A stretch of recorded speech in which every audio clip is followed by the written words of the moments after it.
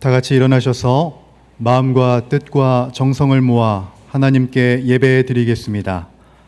하나님은 영이시니 예배하는 자가 영과 진리로 예배할지니라. 아멘.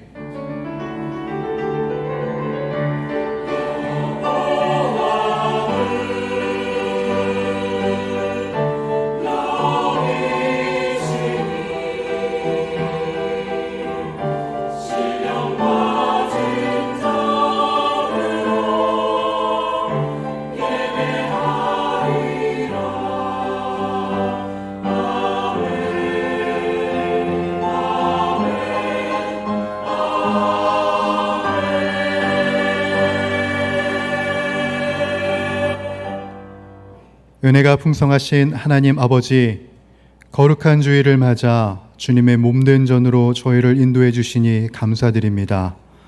이 시간 온 마음과 정성을 다하여 드리는 우리의 예배를 받아 주옵소서. 선포되는 진리의 말씀을 통해 우리가 변화되게 하시고 일상의 자리에서 믿음으로 순종하며 살아가게 하여 주옵소서.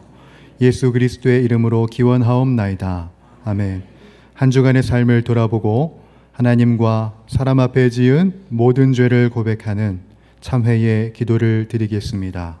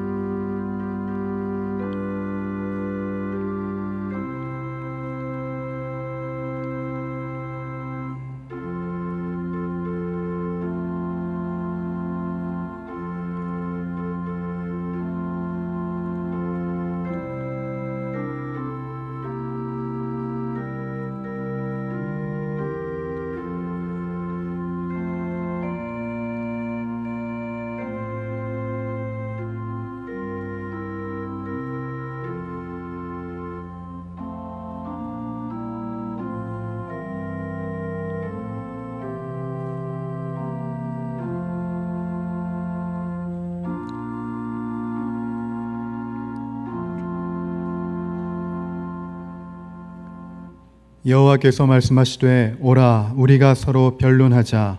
너희의 죄가 주홍 같을지라도 눈과 같이 희어질 것이요 진홍같이 붉을지라도 양털같이 희게 되리라. 아멘. 찬송가 8장 부르겠습니다.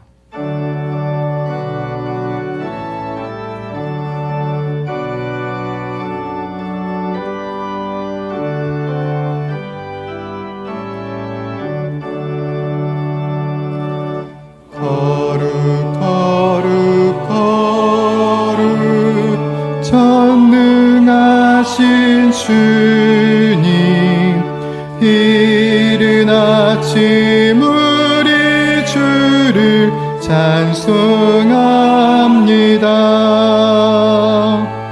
거룩 거룩 거룩 자비하신 주님, 성삼위일체 우리 주로다. 거룩 거룩 거룩 주의 보좌 앞에 모든 성도 멸류관을 벗어드리네.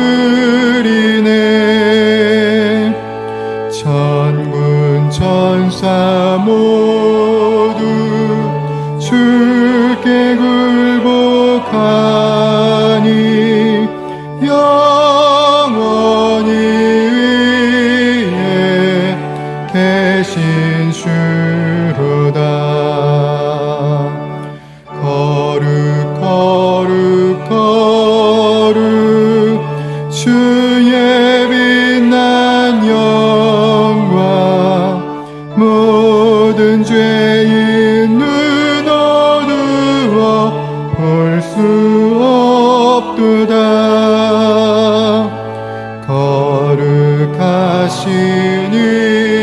이가 주님밖에 없네. 온전히 전능하신 주르다. 거룩 거룩 거룩 전능하신 주님, 천지 만물 모두 주를 찬송합니다. 거룩 거룩 거룩 전능하신 주님, 성삼위일체 우리 주로다.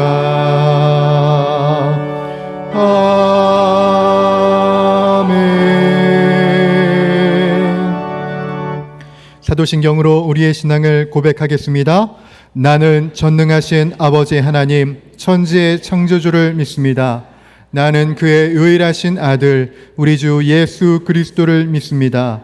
그는 성령으로 잉태되어 동정녀 마리아에게서 나시고 본디오 빌라도에게 고난을 받아 십자가에 못 박혀 죽으시고 장사된 지 사흘 만에 죽은 자 가운데서 다시 살아나셨으며 하늘에 오르시어 전능하신 아버지 하나님 우편에 앉아 계시다가 거기로부터 살아있는 자와 죽은 자를 심판하러 오십니다.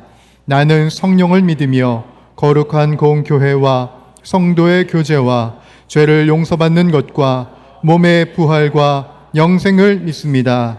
아멘. 자리에 앉아서 기도하실 때 강희구 안수 집사님께서 기도 인도하시겠습니다.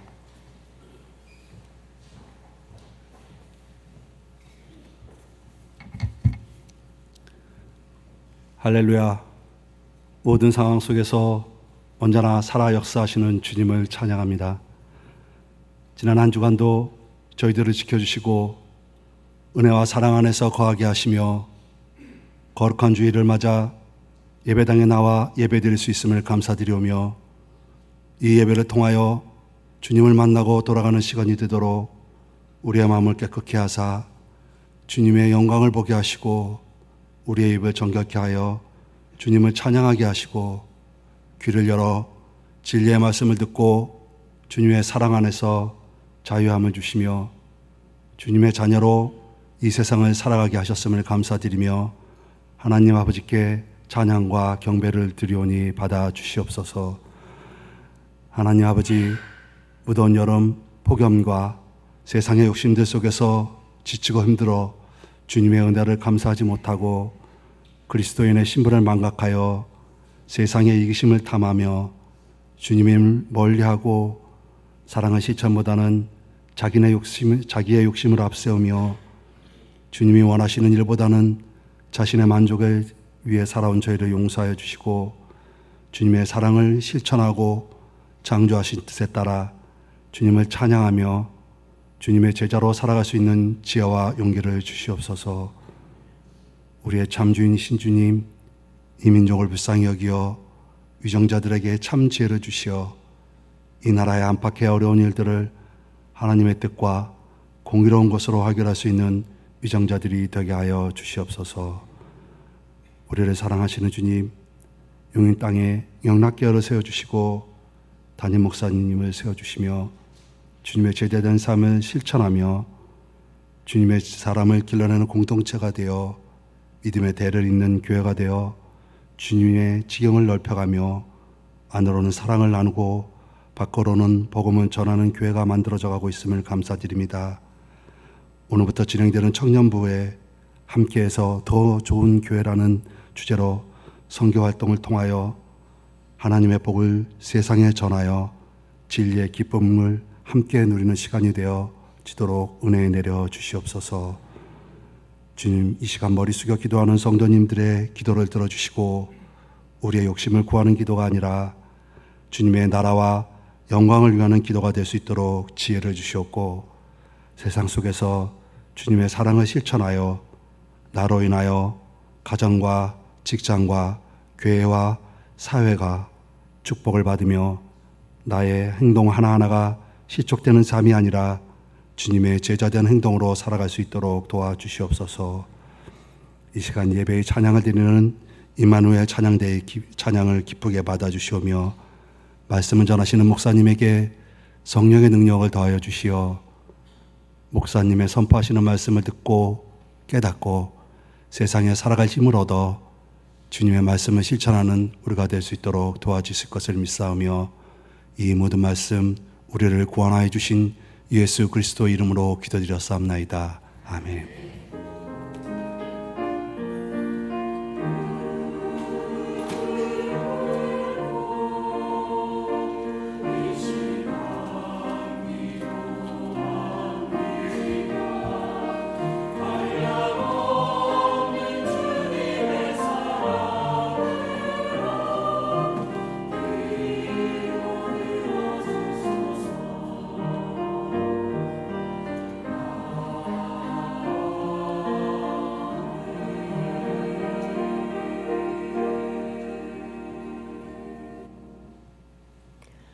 오늘 우리에게 주시는 하나님의 말씀은 이사야 28장 7절에서 13절 말씀입니다.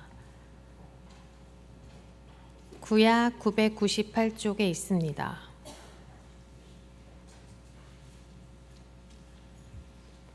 이사야 28장 7절에서 13절 말씀을 봉독하겠습니다. 그리하여도 이들은 포도주로 말미암아 옆걸음치며 독주로 말미암아 비틀거리며 제사장과 선지자도 독주로 말미암아 옆걸음치며 포도주에 빠지며 독주로 말미암아 비틀거리며 환상을 잘못 풀며 재판할 때에 실수하나니 모든 상에는 토한 것 더러운 것이 가득하고 깨끗한 곳이 없도다. 그들이 이르기를 그가 누구에게 지식을 가르치며 누구에게 도를 전하여 깨닫게 하려는가. 저 떨어져 품을 떠난 자들에게 하려는가. 대저 경계에 경계를 더하며 경계에 경계를 더하며 교훈에 교훈을 더하며 교훈에 교훈을 더하되 여기서도 조금 저기서도 조금 하는구나 하는도다. 그러므로 더듬는 입술과 다른 방언으로 그가 이 백성에게 말씀하시리라. 전에 그들에게 이르시기를 이것이 너의 안식이요 이것이 너희 상쾌함이니 너희는 곤비한 자에게 안식을 주라 하셨으나 그들이 듣지 아니하였으므로 여호와께서 그들에게 말씀하시되 경계에 경계를 더하며 경계에 경계를 더하며 교훈에 교훈을 더하며 교훈에 교훈을 더하고 여기서도 조금 저기서도 조금 하사 그들이 가다가 뒤로 넘어져 부러지며 걸리며 붙잡히게 하시리라. 이것은 하나님의 말씀입니다.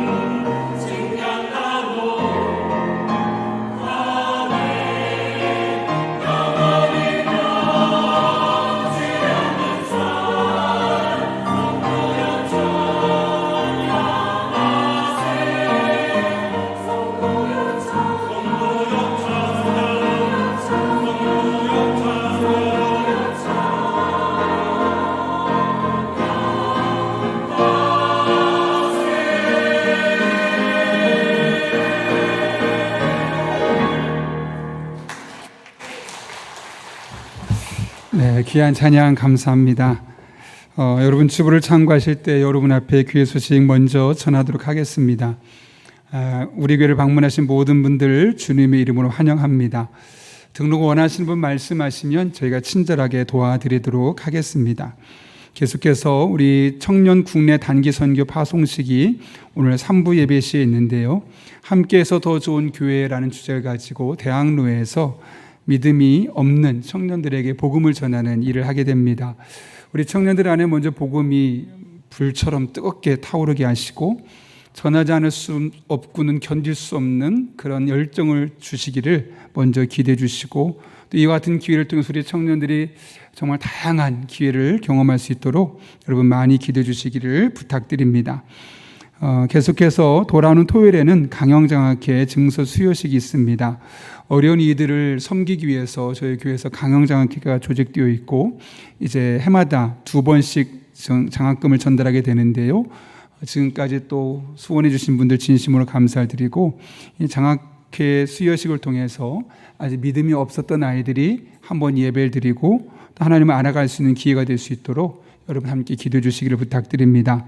오이코스 리더 전체 모임이 수요일과 토요일에 있습니다. 기억해 주시고요. 지난 주간에 장례가 2개 소식이 있었습니다. 전영자 권사님께서 하나님의 부르심을 받으셨고요.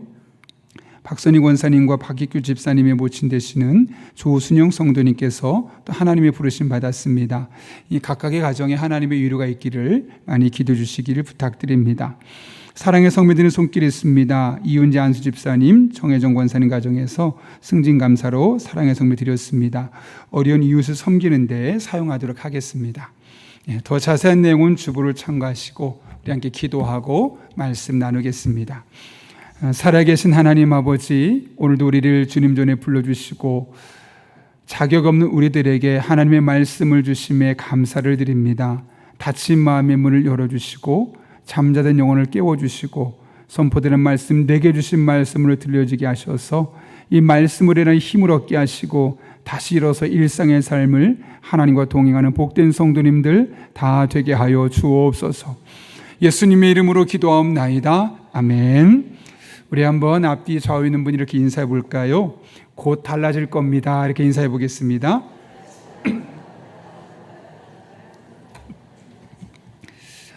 여러분 정신분석학자 프로이트 많이 들어보셨죠? 프로이트가 여러 가지 이론을 냈었는데 그 중에 하나가 반복 강박이라는 이론이 있습니다. 이게 뭐냐면 내가 이미 고통을 한번 경험했어요. 그리고 그 길을 선택하면 똑같은 고통이 있다는 것을 뻔히 알매도 불구하고 이상하게 똑같은 길을 가서 반복되는 실패를 거듭한다는 거죠. 머릿속으로는 이러면 안 되는데 또 상처받을 텐데 하지만 나도 모르게 똑같은 길을 다시 가고 있다는 거예요. 대표적인 예가 나쁜 연애라고 합니다. 매번 이기적이고 폭력적이고 정서적으로 문제가 있는 사람을 만났어요. 그러면 다음번엔 괜찮은 사람 만나겠지라고 생각했는데 똑같이 이상한 사람 만나서 힘든 시간을 보내는 거죠. 주변에서 아무리 말려도 아니야, 이번엔 다를 거야, 이 사람은 괜찮을 거야 라고 생각하지만 결국 똑같은 반복된 일상을 살 수밖에 없다는 겁니다. 다이어트도 그렇다고 그러고요. 또 술을 끊는 것도, 중독도 그렇고 과소비도 그렇다고 합니다. 이번만 할 거야, 오늘까지만 할 거야, 이번 달까지만 쓸 거야. 하지만 돌아보면 계속해서 반복하고 있는 우리의 모습을 발견하게 되죠. 그 이면에는 내가 원하면 언제든지 끊을 수 있고 그만둘 수 있다는 그런 헛된 자기 확신이 있기 때문에 그렇습니다. 그래서 결국은 실패하고 또 후회하고 다시 결심하고 다시 반복해서 후회하고 이런 반복되는 과정이 우리들의 삶에 일어날 수밖에 없다는 거죠. 이것이 비단 일상에서만 나타나는 것이 아니라 믿음의 길을 걸어가는 우리에게도 동일하게 나타날 때가 있습니다. 분명히 하나님의 은혜를 경험했습니다. 기적을 경험했고 응답도 있었고 내 삶에 놀라운 간증이 있었습니다. 그런데 조금만 어려워지면 하나님 왜 저에게 이러시는 겁니까? 정말 저를 사랑하는 건 맞습니까? 라면서 원망합니다. 어떤 때는 금방 선교사가 될 것처럼 보이고 금방 순교도 감당할 수 있을 것처럼 보이는데 조금만 어려움이 생겨도 이 사람 정말 믿음의 사람 맞나 싶을 정도로 완전히 불신앙적인 모습을 보이는, 마치 롤러코스터를 타듯이 올라갔다 내려갔다 반복하는 그런 모습을 발견하게 되는 것이죠. 이때 아주 중요한 질문을 던질 수 있어야 됩니다. 왜 나에게 이런 일이 반복해서 일어나는 것인가? 어떻게 하면 이 반복되는 이 반복의 고리를 어떻게 꺼내낼 수 있을 것인가? 그런 질문을 던질 때 우리는 비로소 그 어려움을, 그 반복되는 실패 고리를 끊어버릴 수 있는 겁니다. 특별히 오늘 본문의 말씀은 이와 같은 고민을 하는 이들에게 영적인 처방전을 두 가지를 주는데요. 첫 번째로는 타인의 삶을 통해서 하나님의 의도를 발견할 수 있어야 된다는 거죠. 오늘 본문의 말씀은 남녀다를 심판하시는 경고의 메시지로 시작합니다. 오늘 7절은 이렇게 시작하죠. 7절입니다. 그리하여도 이들은 이란 말을 시작합니다. 여기 보면 그리하여도 라는 표현이 나와요. 이 그리하여도 라는 말을 원문을 보게 되면 감이란 한 단어인데 그러나 역시라는 뜻을 갖고 있습니다. 그리고 좀 풀었으면 이런 의미죠. 그러나 이들 또한 그렇게 행동했다는 거고 이들조차도 역시 그렇게 행동했다는 겁니다. 다시 말하면 오늘 7절 이하의 말씀은 오늘 본문 앞에 있는 내용과 아주 밀접한 관련이 있다는 겁니다.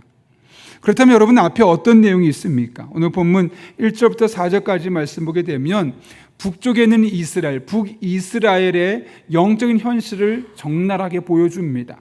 그들은 술 취한 자 같았고 영적으로 무감각한 자가 되었습니다. 그래서 하나님께서 너희 이대로 가면 내가 심판할 거야 라고 말씀하셨음에도 불구하고 그 말씀을 듣지 않습니다. 결국 어떻게 되든가요? 하나님께서 쏟아지는 우박처럼 그들을 심판하게 되고 722년에 아수르에 의해서 처참하게 멸망당하게 되죠. 이렇게 하나님께서 북이스라엘에게 심판을 말씀하셨고 실제로 그렇게 심판하셨습니다. 그럼 그것을 지켜봤던 남유다의 백성들은 어떻게 하는 것이 정상적인 반응일까요? 반면교사를 삼아야겠죠. 아, 저렇게 하면 큰일 나겠구나. 그런데 남유다 사람들의 행동을 보게 되면 전혀 그렇지 않습니다. 똑같이 그들과 행동하고 있는 모습을 보게 되는 거죠. 지금 이것이 문제라고 지적하고 있는 겁니다. 비슷한 이야기가 나옵니다.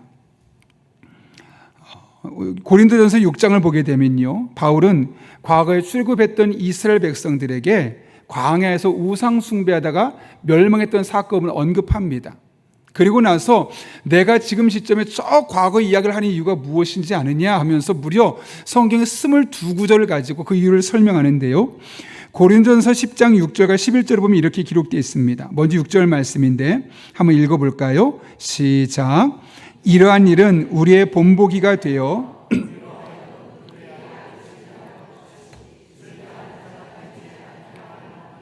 11절도 마찬가지입니다. 함께 읽겠습니다. 시작. 그들에게 일어난 이런 일은 본보기가 되고 또한 말세를 만난 우리를 깨우치기 위하여 기록되었느니라. 아멘. 바울이 지금 시점에서 저 과거 이야기를 하는 이유가 무엇 때문이라고요? 저 과거에 그런 사건이 있었던 사실을 알아야 돼라는 그 역사적인 사실만을 언급하는 것이 목적이 아니라 그것을 본보기로 삼고 너희들만은 그런 우를 범하지 말라라고 이야기하기 위해서 굳이 과거의 사건을 언급하고 있는 겁니다. 예수님도 같은 취지의 말씀을 하셨죠. 누가복음 13장을 보게 되면 실로암 망대가 무너지게 됩니다. 그래서 수많은 사람이 그 밑에 깔려 죽게 되죠. 그때 사람들이 찾아와서 예수님께 질문합니다. 뭐라고요? 저들이 왜 죽게 되었습니까? 예수님의 답변이 아주 간단한데요. 누가복음 13장 4절과 5절 말씀입니다. 이렇게 기록되어 있습니다. 또 실로암에서 망대가 무너져 치여 죽은 18사람이 예루살렘에 거한 다른 모든 사람보다 죄가 더 있는 줄 아느냐? 너에게 이르노니 아니라. 너희도 만일 회개하지 아니하면 다 이와 같이 망하리라. 너희도 만일 회개하지 아니면 다 이와 같이 망하리라. 이게 무슨 말일까요, 여러분? 지금 저 사람이 왜 죽었는지, 어떤 문제가 있는지 그 아는 것만으로 중요하지 않다는 거예요. 거기서 멈추지 말고 그 사건을 바라보면서 혹시 나에게 비슷한 문제가 있진 않은지, 이대로 가다 내 인생도 그렇게 될 것은 아닌지 스스로를 돌아보라는 것이죠. 여러분, 성경은 놀랍게도 성경 인물들의 업적들만 이야기하는 것이 아니라 그들의 실패까지 고스란히 기록하고 있습니다. 아브라함의 불신앙을 기록하죠. 사울왕의 불순종을 기록합니다. 다윗의 부끄러운 성적인 범죄를 가감없이 기록하고 있습니다. 베드로가 예수님을 부인했다는 사실을 고스란히 기록하고 있고요. 모세의 실수를 기록하고 그 외에도 수많은 이스라엘 백성들의 실패와 우를 잘못을 계속해서 기록하고 있습니다. 왜 그렇게 하는 걸까요, 여러분? 그렇게 살면 안 된다는 거죠. 그렇게 하면 그들처럼 어려움을 겪게 된다는 사실을 우리에게 반면교사로 삼게 하기 위해서 의도적으로 말씀하는 겁니다. 마찬가지입니다. 하나님께서 우리 주변에 수많은 실패 이야기들을 보게 하시죠.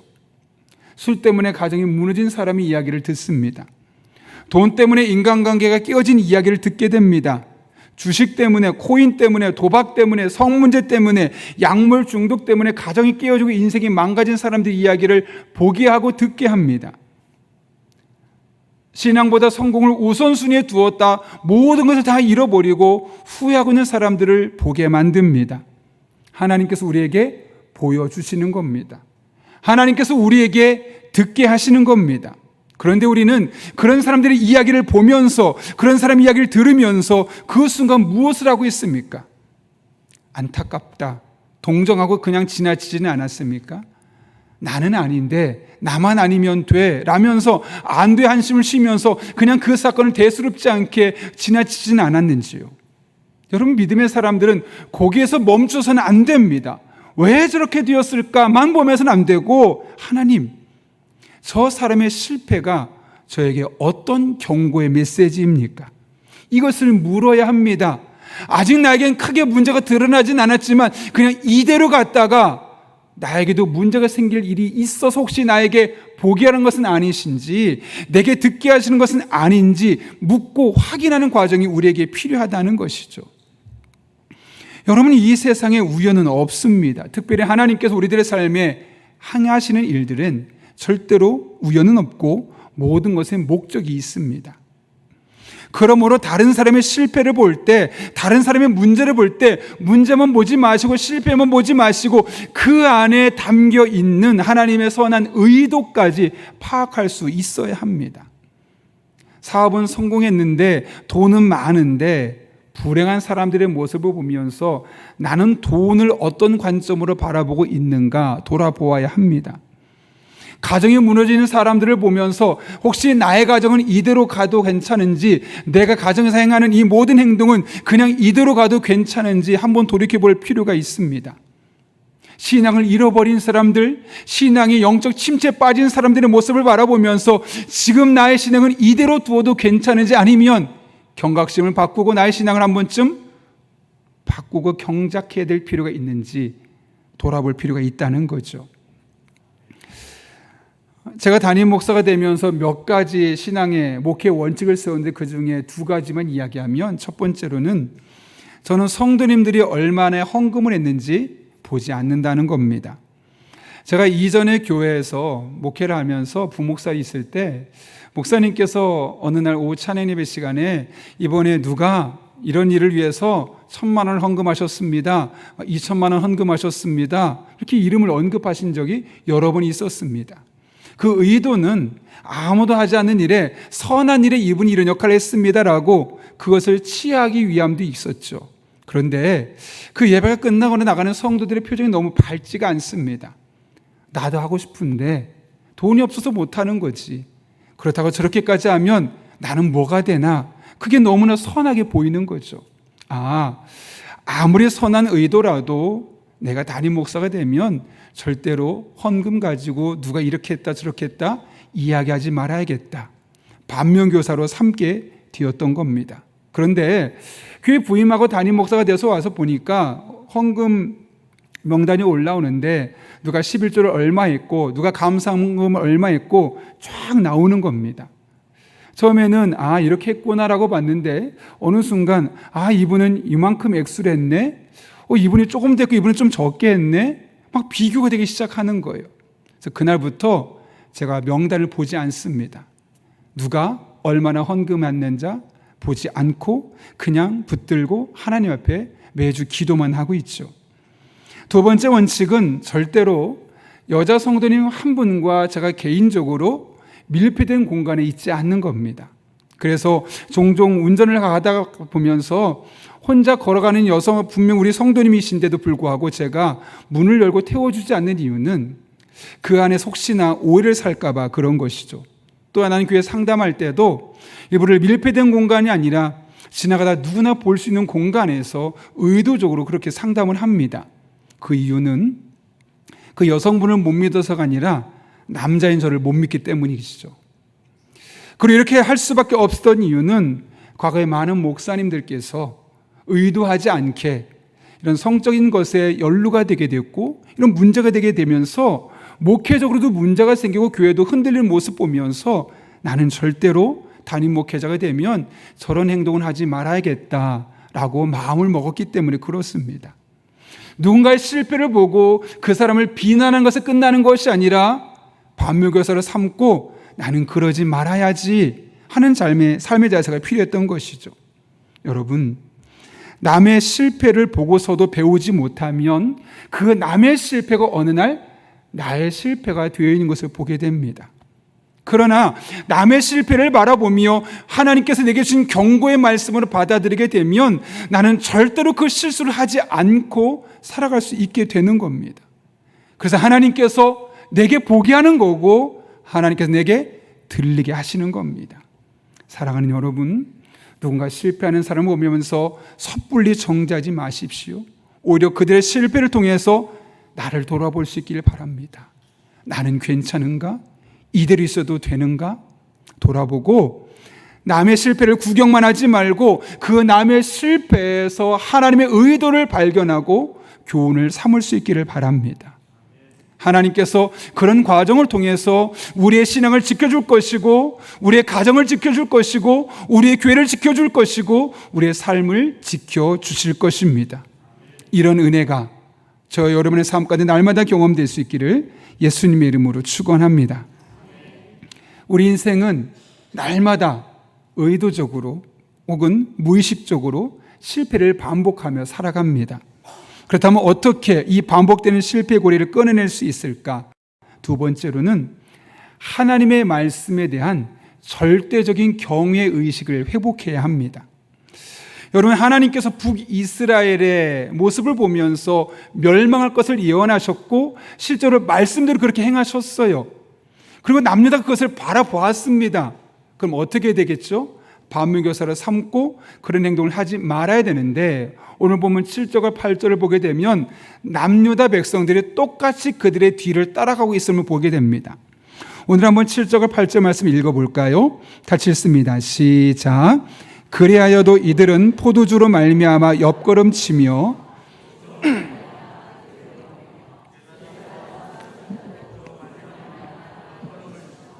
포도주에 빠지며 독주로 말미암아 비틀거리며 환상을 잘못 풀며 재판할 때 실수하나니 모든 상에는 토한 것 더러운 것이 가득하고 깨끗한 곳이 없도다. 아멘.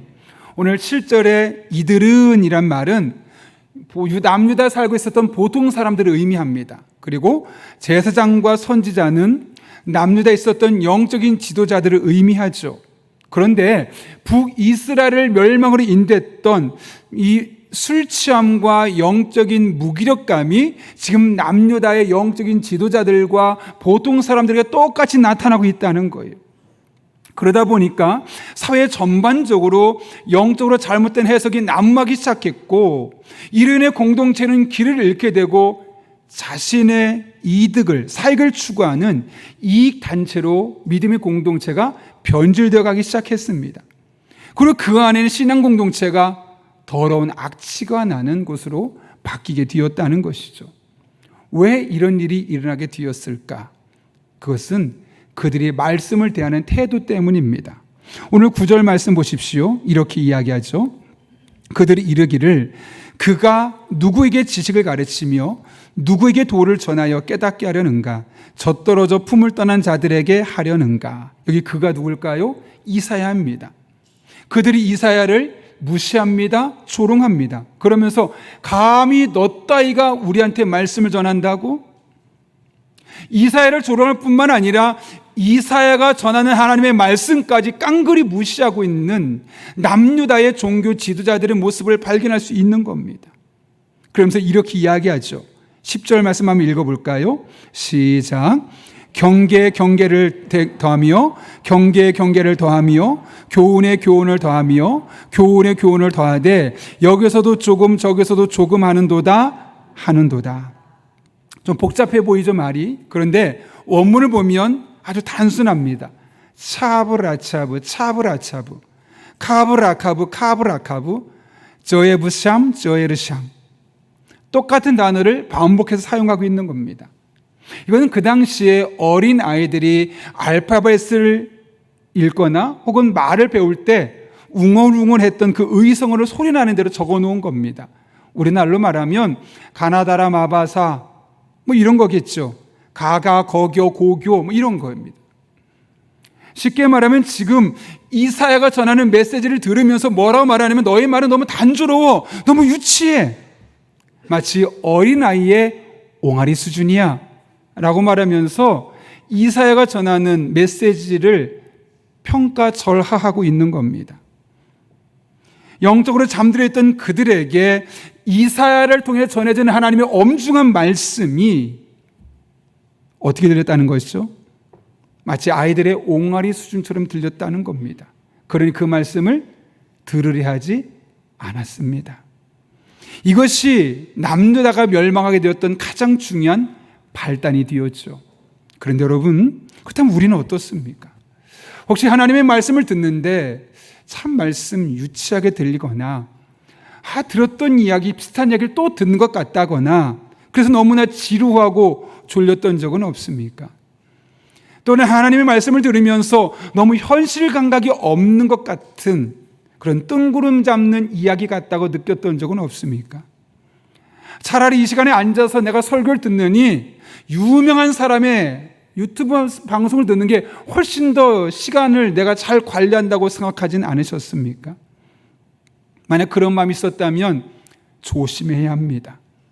물론 이런 현상들이 말씀을 전하는 이에 1차적인 책임도 있겠지만 적어도 오늘 본문의 말씀은 그 말씀을 전하는 자의 책임을 묻는 것이 아니라 그 말씀을 듣는 이들의 태도가 잘못되었다고 이야기하고 있는 겁니다. 그들은 설교자 이사야를 무시했고 그러다 보니 이사야가 전하는 그 메시지조차도 귀를 기울여 들으려 하지 않았다는 겁니다. 시시하다고, 내가 아는 내용이라고, 크게 다를 것 없다고, 하품하고 귀를 기울여 듣지 않으려 했다는 겁니다. 아주 위험한 상황입니다. 여러분, 하나님의 말씀이 이렇게 들린다면 정말 위험하고 조심해야 합니다. 왜냐하면 하나님 말씀이 지루해지고 말씀이 듣기 싫어질 때 어떤 일이 일어나느냐? 11절입니다. 같이 한번 읽어볼까요? 시작. 그러므로 덧없는 입술과 아멘. 어떻게 하신다고요? 하나님께서 덧없는 입술과 다른 방언으로 그때 말씀하신다는 거예요. 하나님의 말씀이 마치 말을 더듬는 사람의 말을 듣는 것처럼 잘 듣기 힘들다는 거예요. 여러분, 죄송한 표현이지만 말을 더듬는 분의 말을 이야기를 들을 때 어때요? 짜증나잖아요. 왜 저렇게 말하나? 언제 말하려는 거야? 이런 마음 들지 않겠습니까? 하나님 말씀을 때 그렇게 만들어주신다는 거예요. 또 뭐라고 말하냐면 다른 방언으로 마치 생소한 외국어처럼 들리게 한다는 거예요. 여러분, 만약 제가 여기 서서 영어로 설교하고 따갈로 같은 거 설교한다면 여러분 똑같이 설교 들으면서 어떤 마음이 들겠습니까? 도대체 무슨 소리야? 못 알아듣겠어. 이런 마음 들지 않겠습니까? 근데 하나님 그렇게 하신다는 거예요. 지루해. 다 아는 내용인데. 차라리 이 시간 딴 거 하면 더 좋을 텐데 어쩔 수 없이 내가 이 자리에 앉아있는 건데 어떻게 하신다고요? 더 안 들리게 하신다는 거예요. 더 지루하게 만들고 더 옹알이 수준으로 느껴지게 만들고 도대체 무슨 외국어처럼 도대체 못 알아듣게 만드신다는 거예요. 여러분, 하나님의 말씀이 없는 게 아닙니다. 여전히 하나님의 말씀은 선포되고 있어요. 근데 그 똑같은 말씀이 누군가에게는 아멘으로 들리고 내게 주신 말씀을 들려주는데 누군가에게는 도대체 무슨 소리인지 모르겠고 잠만 오고 귀찮고 이 시간이 아깝게 들리게 하신다는 거예요. 어떤 차이점 때문일까요? 그 말씀을 대하는 나의 삶의 태도에 따라서 똑같은 말씀이 은혜의 말씀을 들리기도 하고 지루하고 귀찮고 마치 생소한 외국어처럼 들리게 하시겠다고 말씀하고 있는 거예요. 이게 다가 아닙니다. 더 심각한 문제가 생깁니다. 여러분 12절 보십시오. 이렇게 이야기합니다. 이것이 너희의 안식이요 이것이 너희의 상쾌함이니 너희가 곤비한 자에게 안식을 주라 하셨으나 그들이 듣지 아니하였으므로. 하나님께서 우리에게 말씀을 주신 이유가 뭐냐면 그 말씀을 통해서 안식을 얻으라고요. 그 말씀을 통해서 우리의 인생이 상쾌해지라고요. 그러니까 말씀을 잘 들으면 우리 마음에 평안함이 있어요. 그 말씀을 잘 들으면 아무리 인생이 복잡하고 꼬여 있어도 마음이 상쾌해져요. 그런데 그들이 그 말씀을 듣지 않았다는 거죠. 그 결과가 13절에 이렇게 기록되어 있습니다. 같이 읽어볼까요? 시작. 여호와께서 그들에게 말씀하시되 경계에 경계를 더하며 경계에 경계를 더하며 교훈에 교훈을 더하며 교훈에 교훈을 더하고 여기서도 조금 저기서도 조금 하사 그들이 가다가 뒤로 넘어져 부러지며 걸리며 붙잡히게 하시리라. 아멘. 결국 그 말씀이 더 안 들리니까 삶에 어떤 일이 생기냐? 뒤로 넘어지는 일이 생기고 부러지는 일이 생기고 걸리는 일이 생기고 발목 잡히는 일이 생겨서 다 꼬이게 된다는 거예요. 여러분, 그런 의미에서 우리가 우리들의 삶에 반복되는 실패의 꼬리를 끊어내기를 원하신다면 먼저 하나님의 말씀을 대하는 우리의 영적인 태도부터 바뀌어져야 합니다. 하나님께서 우리에게 말씀을 주신 이유, 성경을 주신 이유가 무엇 때문입니까? 오늘 12절 말씀처럼 우리에게 안식을 주기 위해서예요. 우리 인생을 상쾌하게 만들어주기 위해서예요. 신명기 10장을 보게 되면 우리를 행복하게 하기 위해 주신 것이 하나님의 말씀이에요. 그런데 그 말씀을 외면하고 그 말씀을 듣지 않으면 점점 더 안 들리게 하실 뿐만 아니라 그 말씀으로 인도받지 못하기 때문에 우리 인생을 점점 꼬일 수밖에 없고 문제가 생길 수밖에 없고 곤란한 상황 속에서 벗어날 수 없게 된다는 거예요. 그런데 시편 119편을 보게 되면 이 강력한 하나님의 말씀 능력을 경험했던 시편 저자가 이렇게 고백하지 않습니까? 한번 읽어볼까요? 시작. 이 말씀은 나의 곤란 중에 위로라. 주의 말씀이 나를 살리셨기 때문이니이다. 아멘. 여러분, 이 시편 저자의 이야기를 잘 들어보십시오. 이 말씀이 나를 살려줄 거라는 기대가 아닙니다. 내가 정말 곤란할 때 이 말씀이 내게 위로가 되었다는 거예요. 왜요? 주의 말씀이 나를 이미 살렸기 때문이다. 과거형으로 고백하고 있습니다. 내가 이미 경험해 보았다는 거예요. 내 삶에 곤란한 일이 있었는데 이 말씀을 붙잡았더니 이 말씀이 나를 위로해 주셔서 잘 극복했다고 그의 삶을 통해 간증하고 있는 겁니다. 내 삶을 통해 이미 검증했다는 거죠. 그러니 하나님 말씀을 믿어도 된다는 거예요. 따를만 하다는 거예요. 여러분, 우리 빌리 그레엄 목사님 잘 알고 있지 않습니까? 그 목사님의 딸이 앤 그레이엄 로츠라고 있어요. 평생 목회자의 딸로 살았고 그녀 또한 신앙생활을 해왔습니다. 그런데 그녀의 삶에 정말 고난이 몇 년 사이에 한꺼번에 몰려들기 시작했어요.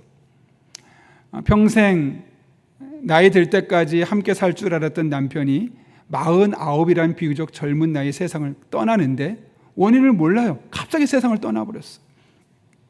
그리고 3년 뒤에 아버지까지 세상을 떠나게 되고 너무 낙심이 있는데 병원에 갔더니 본인이 유방암이라는 거예요. 그 짧은 시간 안에 여러 가지 문제들이 그녀의 삶을 짓누르고 억압하기 시작합니다. 많은 사람이 이런 상황에 찾아오면 좌절하죠. 신앙생활의 회의감을 느낍니다. 내가 한 것은 목회자 자녀로 태어나서 어릴 적부터 교회를 열심히 다녔고 지금도 신앙생활을 열심히 한 것밖에 없는데 내 남편은 왜 49세라는 젊은 나이 세상을 떠나게 되고 그 이후에 내가 좀 평안함을 이루면 좋을 텐데 아버지도 갑작스럽게 세상을 떠나고 더군다나 나에게는 유방암이 생기게 되었을까? 그런 마음이 들 수밖에 없겠죠. 당연히 그녀에게도 그런 시간이 있었습니다. 그러나 그녀는 이 상황을 잘 넘어갈 수 있게 되었습니다. 어떻게 그렇게 될 수 있었을까요? 기대했던 유방암이 갑자기 나았기 때문이었을까요? 아니요. 여전히 암이 있고 치료 중입니다. 그럼에도 불구하고 그녀가 이 상황을 잘 이겨낼 수 있었던 것은 평소에 그녀가 하나님의 말씀을 계속 읽고 그 말씀으로 무장되었기 때문이라고 합니다. 그녀는 평소에 하나님의 말씀을 읽는 것에 그치지 않고 성경을 공부하고 공부로 끝나지 않고 그 말씀을 내 삶에 적용하는 것이 일상이 되었었다는 거예요. 그런데 정말 삶의 쓰나미처럼 인생의 고독과 고난이 밀어닥치게 되었을 때 어떤 누구도 힘이 되지 않더라는 겁니다. 친구들이 찾아와서 괜찮아, 좋아질 거야, 위로줘도 위로가 안 되는 거예요. 그런데 하나님의 말씀, 평소에 쌓아왔던 그 말씀이 정말 중요한 순간에 자신에게 위로가 되었다는 거죠. 최근에 그녀의 딸이 갑자기 병원에 입원하게 되었어요. 병원에 가서 봤더니 돌발성 심장마비라 그래요. 돌발성 심장마비. 원인을 모른다는 거죠. 갑자기 심장이 마비가 됐다는 거예요. 그래서 겨우겨우 살려놔서 퇴원을 했는데 이틀 만에 또다시 돌발성 심장마비가 생겨서 병원에 입원했습니다. 여러분 같으면 그 상황에 어떻게 하겠습니까? 많은 할 일이 있었겠죠. 유튜브를 찾아보면서 용한 의사가 누가 있나 찾아볼 수도 있고, 이런 때 내가 내 딸을 위해서 무엇을 할 수 있을까 고민할 수도 있었을 겁니다. 근데 그녀는 그 순간에 성경을 펼칩니다. 그리고 시편 73편 26절을 보면서 하나님 앞에 붙들고 기도하는 거죠. 내 육체와 마음은 쇠약하나 하나님은 내 마음의 반석이시오 영원한 분깃이니라. 여러분, 오랜 생활 신앙생활을 했다고 아버지가 목사님이라고 그녀의 마음이 이런 위기 상황에도 아무렇지 않았다? 아니요. 쇠약합니다. 지칩니다. 순간적으로 낙심이 찾아오죠. 남편이 세상을 떠났죠. 자기는 암 걸렸죠. 아버지 세상 떠났는데 그나마 있던 딸이 뭐라고요? 돌발성 심장마비인데 원인도 모르는 거예요. 당연히 그 마음에 육체와 마음이 쇠약해지고 낙심이 되지 않겠습니까? 그런데 그 상황이 계속 가지 않았다는 거예요. 왜요? 하나님이 내 마음의 반석이시고 내 삶의 영원한 분깃이시니 하나님을 내가 찬송하겠습니다. 그러면서 SNS에 올린 거예요. 지금 이런 상황이 있으니 내 딸을 위해 기도해 주십시오 라고 올린 것을 제가 캡처해서 지금 가져오게 된 겁니다. 여러분, 이게 바로 하나님의 말씀이 가진 능력이 아니겠습니까? 딸의 병이 나은 게 아니에요. 좋아진 게 아니에요. 그런데 그럼에도 불구하고 하나님의 말씀으로 위로받고 하나님의 말씀에 소망이 있으니 하나님을 찬양하며 그 상황을 극복해내는 겁니다. 여러분, 이렇게 말씀이 우리를 살리는 겁니다. 문제가 해결되지 않아도 그 안에서 소망하게 되고 꿈을 꾸게 되고 길이 보이지 않아도 하나님 붙들고 믿음으로 한 걸음 한 걸음 내딜 수 있도록 하는 것은 상황이 나아졌기 때문이 아니라 내 주변에 힘이 있고 영향력인 사람이 있기 때문이 아니라 하나님의 말씀이 내게 위로를 주었고 하나님의 말씀이 내게 지혜를 주었고 하나님의 말씀으로 말미암아 내 안에 소망이 생겼기 때문이죠. 우리는 흔히 힘든 일이 생기면 무엇이 나를 살려줄까? 어떤 사람이 나에게 살려줄 수 있는 사람이 될까? 그런 고민을 하고 생각합니다. 어떤 사람은 돈이, 어떤 사람은 힘 있는 사람이, 어떤 사람은 많은 지식이, 어떤 사람은 젊을 때의 건강이, 어떤 사람에게는 가족이. 이렇게 내가 힘들 때 내가 나를 살려줄 것들을 찾습니다. 쌓아둡니다. 물론 하나님께서 그럴 때마다 때로는 돈을 사용하시기도 하시고 때로는 가족을 사용하시기도 하시고 여러 사람을 사용하시기도 합니다. 그러나 그것이 궁극적으로 우리의 삶의 문제를, 위기를 해결할 수 있는 방식은 아닙니다. 임시 처방이요, 위급한 상황을 극복하는 아주 짧은 순간의 도움은 될 수 있을지 몰라도 근본적인 해결은 될 수 없는 것이죠. 우리를 다시 살릴 수 있는 것은 오직 하나님의 말씀밖에 없습니다. 왜요? 말씀 안에 생명이 있기 때문에요. 말씀 안에 하나님의 지혜가 담겨 있기 때문에요. 말씀 안에 사람을 살리는 능력이 담겨 있기 때문에 그 말씀을 붙잡으면, 말씀을 의지하면 그 말씀으로 말미암아 우리의 삶에 안식이 있고, 그 말씀으로 말미암아 상쾌한 삶이 찾아게 되어 있고, 그 말씀으로 말미암아 세상 그 어떤 것을 경험할 수 없는 진정한 행복을 경험할 수 있기 때문에요. 그러므로 여러분, 우리들의 인생에 찾아온 이 반복되는 실패의 고리를 끊기를 원하신다면 다시 말씀 앞에 서시길 바랍니다. 그 말씀의 영적인 권위를 받아들이고 그 말씀을 내게 주신 말씀으로 받고 하나님 앞에 나아갈 때 그 말씀이 여러분의 곤란한 문제를 풀어주게 해주실 것이고, 그 곤란함을 견딜 수 있도록 인도해 주실 것입니다. 여러분의 무너진 마음을 회복시켜 주실 것이고 다시 살아갈 힘과 용기를 주실 것이며, 결국 우리 영혼이 살아나고 우리 일상의 삶을 회복시켜 주실 것입니다. 바라기는 이런 은혜가 저 여러분의 삶 가운데 날마다 경험될 수 있기를 예수님의 이름으로 축원합니다. 우리 함께 이 시간 기도하실 때 오늘 말씀을 기억하며 우리 두 가지를 기도하려고 합니다. 첫 번째로는 우리가 그리스도인으로 살지만 세상에서 넘어지기를 반복하는 연약함이 있습니다. 하나님, 다른 사람의 실패를 보면서 정죄하지 않게 하시고 구경만 하지 않게 하시고 그들의 실패를 나를 향한 하나님의 경고로 받아들여서 스스로를 돌아볼 수 있는 영적인 민감성을 회복시켜 주시고 같은 실패를 반복하지 않게 하옵소서. 말씀을 지루하게 여기거나 가볍게 여겼던 영적인 무감각에서 벗어나게 하시고 말씀을 내 삶의 절대적인 권위로 받아들이게 하시며 그 말씀으로 말미암아 반복된 나의 실패의 고리를 끊어버리고 다시 살아갈 힘을 얻게 하여 주옵소서. 이런 믿음의 고백으로 살 수 있게 달라고 하나님 앞에 간절한 마음으로 한 1, 2분 정도입니다. 사모하며 함께 기도하겠습니다.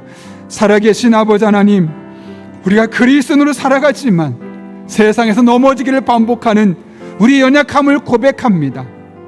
다른 사람의 실패를 바라보며 정죄하지만 않게 하시고 구경하지만 않게 하시고 그들의 실패를 나를 향한 하나님의 경고로 받아들여 스스로를 돌아볼 수 있는 지혜를 주옵소서.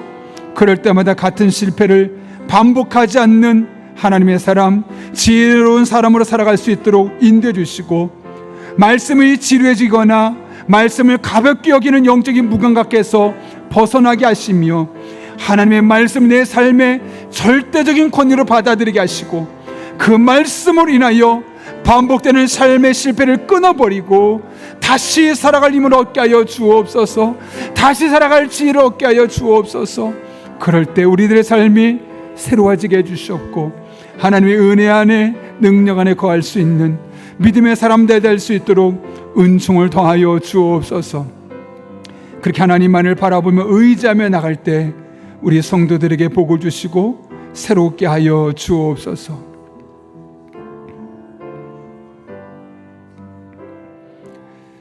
사랑과 은혜가 풍성하신 하나님 아버지, 그리스도인으로 살아가지만 세상에서 넘어지기를 반복하는 우리의 연약함을 고백합니다.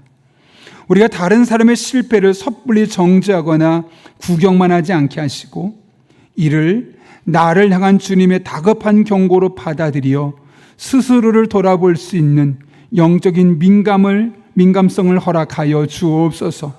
그리하여 늘 반복했던 실패를 다시 하지 않는 믿음의 사람들 되게 하여 주시옵고 주님의 말씀을 지루하고 가볍게 여겼던 어리석음에서 벗어나게 하시고 하나님의 말씀을 내 삶의 절대적인 권위로 받아들이게 하시며 생명의 말씀, 능력의 말씀, 지혜의 말씀으로 내 삶에 반복되는 실패의 고리를 끊어내고 다시 살아갈 힘과 지혜를 얻게 하옵소서.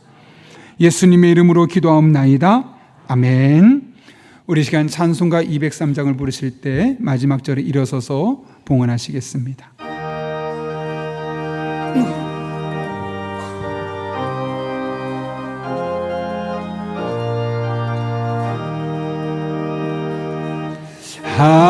하나님의 말씀은 생명의 말씀이라.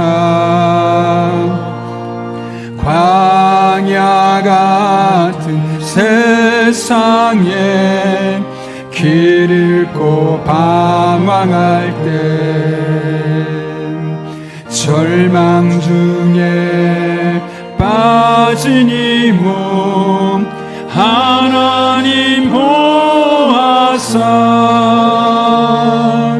생명 샘이 솟아나 새 힘이 넘칩니다. 하나님의 말씀은 은혜의 말씀이라. 누구든지 믿고서 참으로 회개하면 하나님이 사해 주사 구원함 베푸시고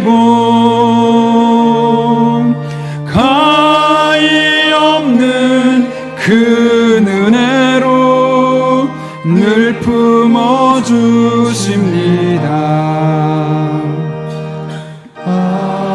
하나님의 말씀은 진리의 말씀이라. 믿음으로 지키어 자유를 얻게 되면 어려운 일, 힘든 일도 담대히 할 수 있어. 온전하신 말씀으로 승리케 하십니다. 하나님의 말씀은 하나님의 생명의 말씀이라. 사랑의 말씀이라. 험한 세상 살도록 언제나 돌보시고 변함없는 사랑으로 우리를 지키시어 하늘나라 이르도록 인도해 주십니다. 살아계신 하나님 아버지, 생명의 말씀, 은혜의 말씀, 진리의 말씀, 사랑의 말씀으로 광야 같은 세상에서 길을 잃고 방황하며 절망 중에 빠졌던 우리를 보호해 주시고 새로운 힘을 주셔서 이 모든 상황을 믿음의 눈으로 바라보며 잘 극복하게 하신 은혜 진심으로 감사를 드립니다. 그 은혜로 일주일을 살았고 그 은혜로 말미암아 오늘 이렇게 주님 앞에 나온 것이 하나님의 은혜임을 알기에 오늘 우리가 빈손으로 나오지 아니하고 그 은혜에 대한 반응으로 다양한 제목들마다 예물을 담아 하나님 앞에 드리오니 이 모든 예물을 기쁘게 받아 주시옵고 이 한 주도 우리 성도 한 사람 한 사람에게 생명과 은혜의 말씀, 진리와 사랑의 말씀으로 역사하여 주옵소서. 우리 성도들의 피와 땀과 눈물이 담겨있는 예물들입니다. 단 한 푼도 도로 쓰여지지 아니하도록 영적인 지혜와 분별력을 주시고 늘 깨어 기도하는 교회, 그런 성도님들 다 되게 하여 주옵소서. 여전히 복잡 단안한 세상을 향해 나아갑니다. 때를 따라 돕는 은혜로 힘주시고 능력 주시고 지혜 주시고 만남의 복을 주시고 기도할 때마다 성령으로 충만하게 하여 주셔서 모든 것을 합력해 선을 이루신 하나님을 다 경험하는 우리 귀한 성도님 될 수 있도록 은혜 위에 은혜를 더하여 주옵소서. 이 한 주간도 눈동자처럼 지켜주시고 날개에 그늘 안에 품어주시고 일상의 삶의 순간순간마다 하나님이 은혜입니다. 하나님이 하셨습니다. 끊임없이 누리며 느끼며 간증할 수 있는 복된 성도님들의 일상이 되게 하여 주옵소서. 함께 하실 줄로 믿사옵고 지금은 우리 주 예수 그리스도의 은혜와 하나님 아버지의 변함없는 사랑과 성령님의 역사하심이 다른 사람의 실패를 통하여 실패를 나를 향한 하나님의 경고로 받아들이고 하나님의 말씀을 내 삶의 절대적인 권위로 받아들이며 하나님과 남은 한 평생 동행하며 살기로 결단하는 또 우리들의 삶에 반복되는 실패 고리를 끊고 살기로 결단하는 이 자리에 머리 숙인 한 영혼 위에 그들의 삶의 자리, 우리 교회와 나라와 민족, 북한 땅과 온 세계 열방, 특별히 휴가로 많은 곳을 이동하고 있는 성도들의 삶 가운데 이제부터 영원토록 함께 하시옵기를 간절히 축원하옵나이다. 아멘.